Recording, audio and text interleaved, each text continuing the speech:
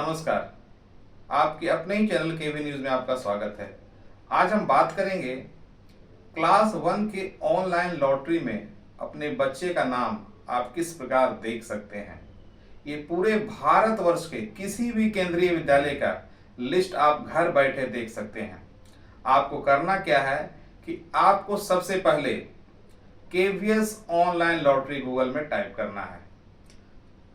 आप जैसे ही टाइप करते हैं उसके बाद एक सर्च आता है केवीएस लॉटरी रिजल्ट, आप उस पर क्लिक करते हैं।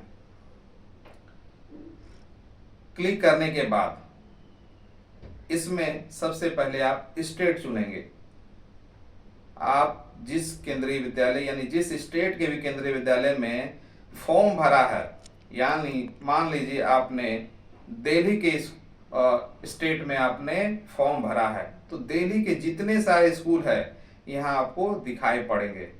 यानी जितने केंद्रीय विद्यालय दिल्ली में है वो सभी में आपका नाम वो विद्यालय शो हो रहा होगा। आप मान लीजिए केवी बवाना एफएस में आपने ऑनलाइन फॉर्म भरा है और वहां पे आपके बच्चे का लिस्ट में नाम है या नहीं है, उसको आप यहां से देख सकते हैं।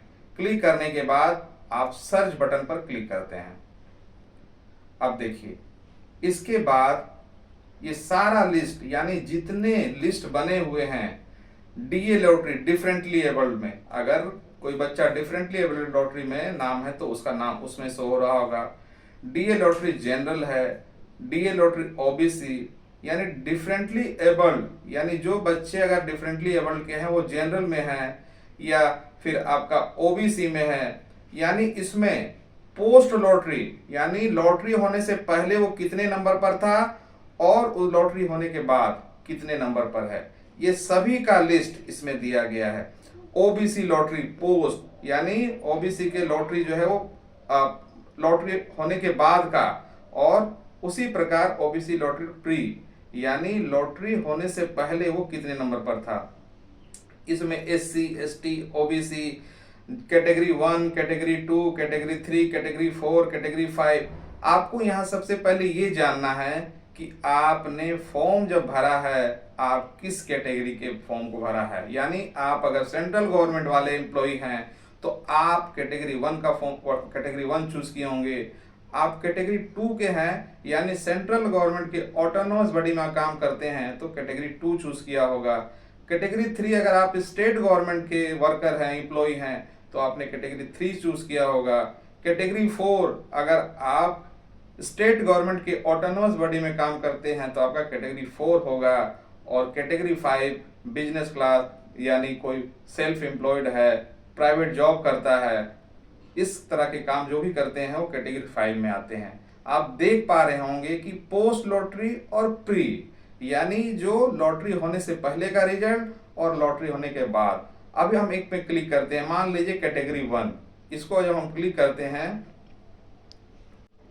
हम यहाँ पे कैटेगरी 1 के पोस्ट लॉटरी का में क्लिक करते हैं। जैसे क्लिक करते हैं इसमें आपके बच्चे का नाम जहां होगा सो होगा। यानी आप साइड में देख सकते हैं serial number, application submission code, नाम, service category, number of transfer, lottery number, wait list number. यहाँ पे आपको ध्यान देने वाली बात है, आप देख पा रहे होंगे नंबर ऑफ ट्रांसफर्स यानी जिसके ज्यादा ट्रांसफर्स हैं वो सबसे पहले उनका नाम आता है।